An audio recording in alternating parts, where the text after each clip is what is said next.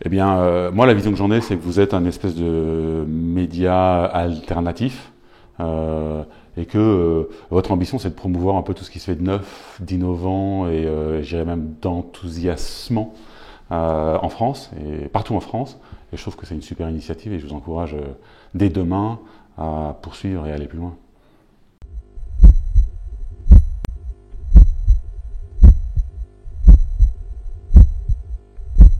Oh oui, très simple. Moi, j'ai fait de l'entrepreneuriat et du grand groupe. J'ai créé 4 sociétés en tant qu'entrepreneur. Pour des raisons alimentaires, j'ai fait un peu de grand groupe entre chacune d'entre elles, dans le domaine du marketing et de la relation client. Mais bon, j'ai fait une première société qui était dans le domaine du logiciel, une deuxième dans l'internet, une troisième dans la peinture, ça n'avait strictement rien à voir. Et maintenant, avec Equalix, je crois que je débouche sur le plus beau de mes projets. La liberté.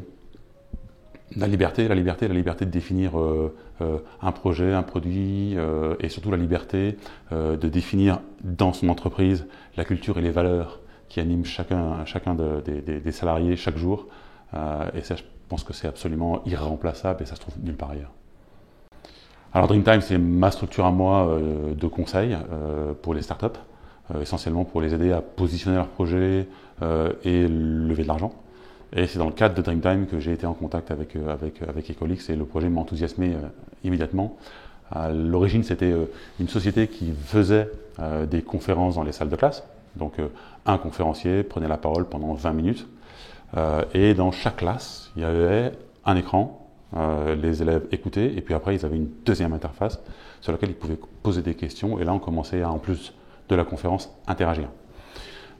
Et tout l'intérêt que j'y voyais, c'était que il y avait un retour absolument enthousiasmé de la part des profs et des élèves. 95-98% de gens qui me disaient mais ouais, moi j'ai vraiment envie de recommencer. Et donc on s'est dit mais voilà, on fait rentrer de la nouvelle technologie et du digital dans les formations et dans l'éducation de manière extrêmement indolore, et non seulement indolore mais enthousiasmée. Et donc on s'est dit là il y a vraiment quelque chose qu'il faut aller creuser et tout est parti de là en fait. Alors Thomas Pesquet, ça a été un succès absolument incroyable. On est rentré en contact avec UNICEF, pour qui Thomas Pesquet est un ambassadeur. Et on a soumis le projet et l'UNICEF nous a dit on va en parler à l'ESA, et l'ESA a dit OK. Et on leur a dit c'est bien, on va faire la conférence et on pense qu'on peut avoir 2000 classes peut-être connectées. Et puis on a mis en ligne, 2 heures après le fait d'avoir mis en ligne la proposition, il y avait 200 classes qui étaient inscrites. Le lendemain, on était à 800. Et puis après, on a regardé les chiffres monter. Et finalement, on en est arrivé à connecter en direct près de 10 000 classes et 250 000 élèves pour une conférence en temps réel avec Thomas Pesquet, qui était dans la station internationale, donc en orbite au-dessus de la Terre. Ça a été une expérience juste absolument incroyable parce que le ministère de l'Éducation a fait intervenir aussi la ministre qui était dans une salle de classe avec les élèves. Et surtout, on a eu des retours de la part des professeurs et des élèves juste extraordinaires, juste pour donner une idée de ce que ça a pu représenter pour certaines petites classes localisées dans des petits villages de France. C'est exactement le même retour que quand nos parents ont vu Armstrong sur la Lune. C'était vraiment ça. On a vraiment fait vivre quelque chose d'hors du commun à l'ensemble de ses professeurs et de ses élèves, et c'est vraiment la grande satisfaction de ce qu'on a fait avec Thomas Pesquet.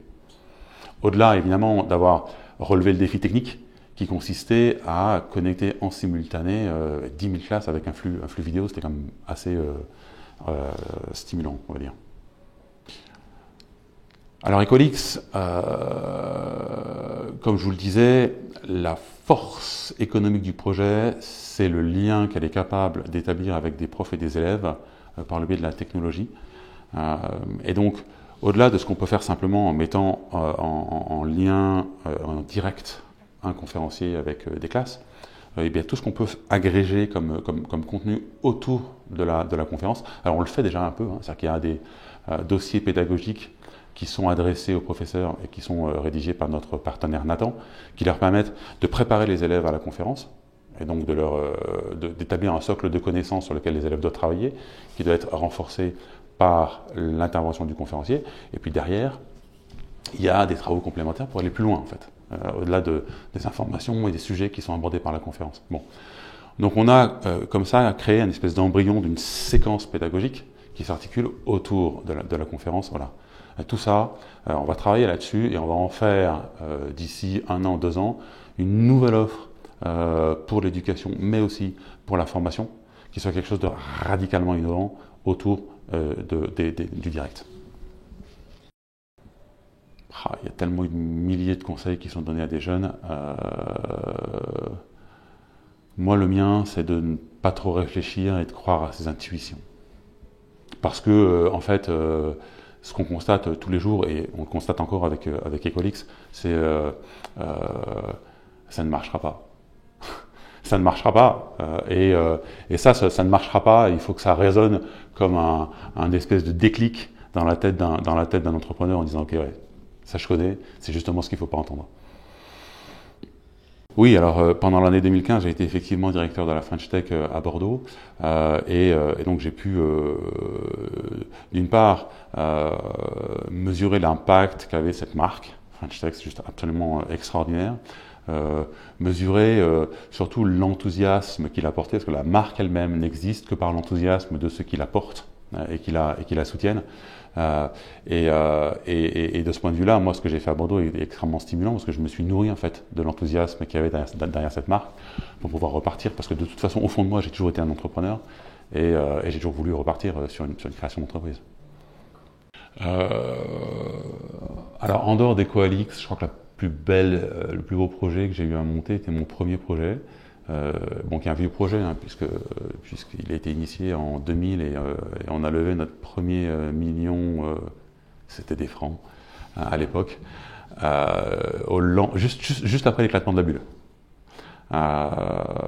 Et donc on a travaillé pendant 3 ans avec un démarrage juste extraordinaire de cette société, qui derrière s'est effondré. On a donc déposé le bilan.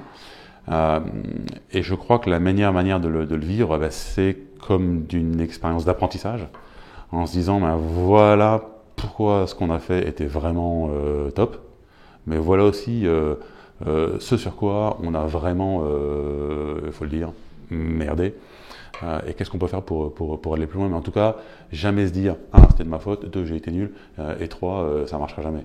Non, ça va marcher.